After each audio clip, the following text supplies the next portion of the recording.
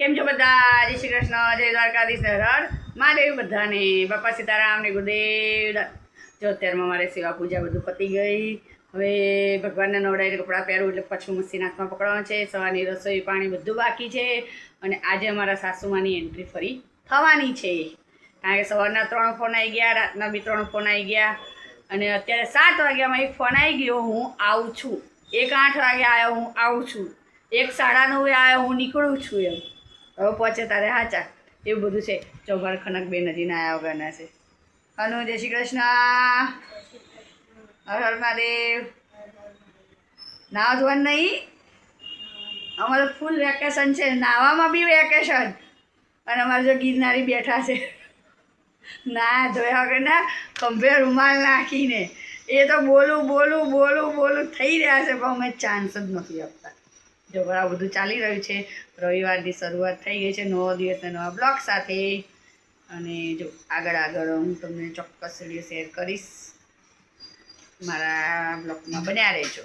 એજી ચલો ભગવાનને ફટાફટ કપડાં વપડા પહેરાવી દઉં, પછી તમને ચોક્કસ દર્શન કરાવું દ્વારકાધીશના. કેમ છો? જો મારો સીવવાનું કામ આજે સવારે ફોન હાથમાં પકડ્યો તો પછી આખો દિવસ ટાઈમ જ ના રહ્યો. એટલે જો મારો સીવવાનો સ્ટોક તમને બતાવું છું. જો આટલો સીવવાનો સ્ટોક છે મારો, હજી સીવવાનું છે. અને વધતો જાય છે, કારણ કે ચૈત્ર મહિનો પૂરો થઈ ગયો અને વૈશાખ પણ પૂરો થવાયો. હવે જે ચાલુ થશે એના હિસાબથી જો ચણિયાચોળીનું કામ પણ બાકી છે. પેલું પડ્યું એ બી સાડી ને ચણિયાચોળીનું કામ બાકી છે. અને ઓલરેડી હજી 2 સાડીના બ્લાઉઝ, એક ચણિયાચોળીનો બ્લાઉઝ, એક સાડીનો બ્લાઉઝ બાકી છે. જો આટલું કામ પેન્ડિંગમાં પડ્યું છે મારે. અને એકના એક પછી કંઈકનું કંઈક કામ આવી જાય છે, એક પછી એક કામ ચાલુ. આજ મારા સાસુ આવ્યા, એક બ્લાઉઝ પૂરો કર્યો, બીજો પૂરો કરવાનો ટાઈમ જ ના રહ્યો, કે ના કટિંગનો ટાઈમ રહ્યો. હવે કાલે વહેલા ઉઠીને 2 બ્લાઉઝ પૂરા કરવાના છે, 2 ચણિયાચોળીને કટિંગ કરીને પટ્ટા વાળવાના છે, અને 2 ચણિયાના કટિંગ કરી ટૂંકા કરવાના છે. કાલે આખો દિવસ પણ મારા માટે કદાચ ટૂંકો પડશે એવું મને લાગી રહ્યું છે.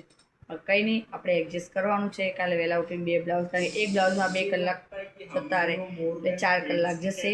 2 ચણિયા, પછી ગાજ બટન 4 બ્લાઉઝને કરવાના છે ઓલરેડી, એટલે એના 1 થી 2 કલાક ગણવાના.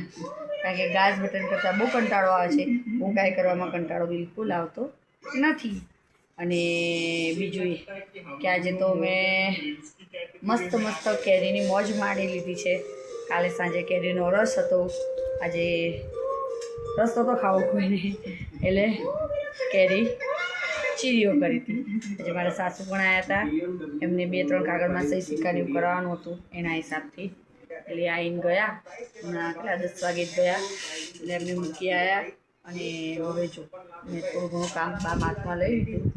બ્લાઉઝો બધા થઈ ગયા, 2 થયા, 2 બાકી. એટલે કાલ તો અસ્તર લઈ આવીશું, એટલે વાંધો નહીં. આ સર વહેલા ઉઠીને કરવું જ પડશે કામ. અને કાલથી તો ખડકબેનને પણ થોડા વહેલા ઉઠાડી દઈશ, કે મને કામમાં થોડી હેલ્પ કરે એના હિસાબથી. ખડક ઓર વહેલી ઉઠજે. શું કીધું? માથું ધોવાનું હોય તો વહેલી ઉઠજે, ને ના ધોવાનું હોય તો બી કંઈ નહીં. કચરા પોતા વાસણ તો કાલ કચરા પોતા તારે કરવાના છે, કારણ કે મમ્મી વહેલી મશીન પર બેસી જશે. ઓકે, બોલો બીજું કંઈ?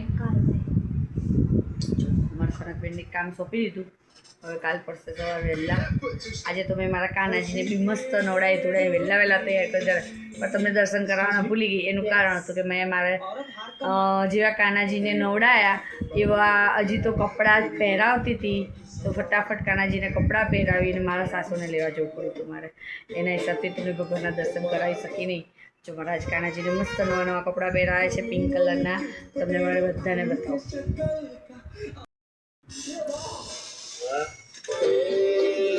મારા લડ્ડુ ગોપાલ, મારે 2 લડ્ડુ ગોપાલ છે. અને જો આજે મસ્ત નવા કપડાં એમને પણ પહેરાવી દીધા છે. હવે એમના ઉનાળાના કપડાં સીવવાના મારે બાકી છે.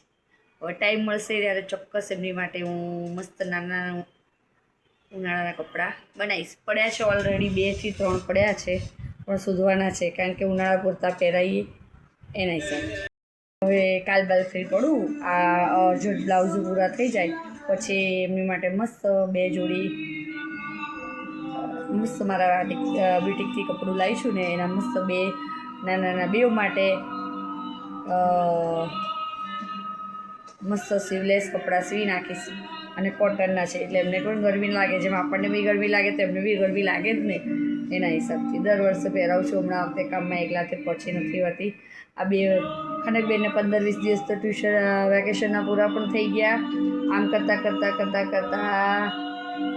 સ્કૂલ ખુલવાનો ટાઈમ એટલે ડબલ દોડા છે. અમારા ખનકબેનને આ વખતે 12 ક્લાસીસમાં મૂક્યા છે એટલે એક દોડો મારે વધી ગયો. લેફ્ટ રાઈટ ચાલુ થઈ ગઈ છે મારે. કંઈ નહીં, ચલો બધાને જય દ્વારકાધીશ, તે હર હર મહાદેવ, બાપા સીતારામ, ગુરુદેવ દત્ત અને હર હર મહાદેવ. મારી ચેનલને લાઈક કરજો, શેર કરજો, બેલ આઇકન દબાવવાનું ભૂલતા નહીં. અવારનવાર આ વિડીયો તમને જોવા મળે. મારો બ્લોગ બહુ જ હમણાં ઉતારેલા શૂટ કરેલા હોય છે, એડિટિંગ કરવાનું ભૂલી જઈએ છીએ અને મૂકવાનું ભૂલી જાય છે અને અપલોડ થતાં બહુ વાર લાગે છે નેટના હિસાબે, એટલે 2-3 દિવસ નીકળી જ જાય છે. પણ હવે તો એમ થાય છે ફટકો રાખીને કરીએ પણ મેળ જ નથી ખાતો ગમે તેટલું કરીએ. કંઈ નહીં, ચલો કાલે સવારે 9 દિવસ અને 9 બ્લોગ સાથે ફરી મળીશું. બધાને જય દ્વારકાધીશ ને હર હર મહાદેવ.